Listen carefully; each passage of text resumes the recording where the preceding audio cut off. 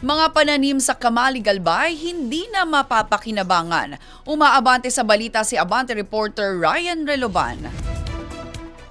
Medji, sa patuloy na pag-aalboroto ng Bulkang Mayon, hindi lang buhay at kaligtasan ng mga residente ang nanganganib, pati na rin ang kabuhayan ng mga magsasaka ay unti-unti nang nalulugmok. Mistulang abo na lang ang natira sa dating luntiang taniman. Sa bawat pagbuga ng abo at pagdaloy ng laba mula sa Bulkang Mayon, kasabay nitong tinatabunan ang pag-asa ng mga magsasaka sa Kamalig Albay. Daang-daang ektarya ng palay, gulay at iba pang pananim ang tuluyang nasira.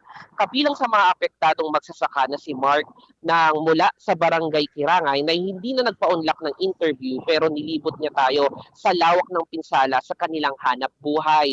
Kwento ni Mark, halos wala na silang nailigtas sa kanilang pananim at nangangamba silang tuluyang nang mawala ng kabuhayan. Bukod din kasi sa ASPOR, problema rin ang kakulangan ng tubig at tuloy-tuloy na banta ng panibagong pagputok.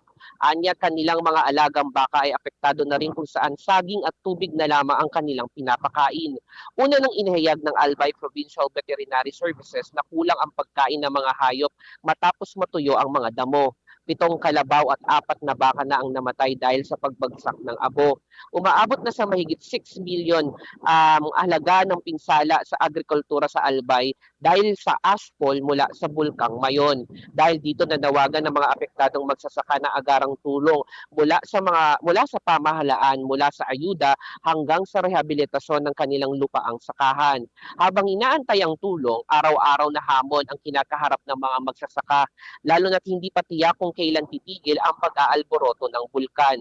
Sa huling datos ng Albay Public Safety and Emergency Management Office, 80 na barangay sa Albay ang direktang naapektuhan ng ASPOL as of May 4. Ito ay mula sa bayan ng Kamalib, Ginubatan, Libon at Lunsod ng Ligligaw. Sa kabuang bilang, 43,409 na pamilya o katumbas ng 119,307 na individual ang apektado. Aminado naman ang PBOX na posibleng ang ilang linggo ang aktibidad ng Bulkang Mayon.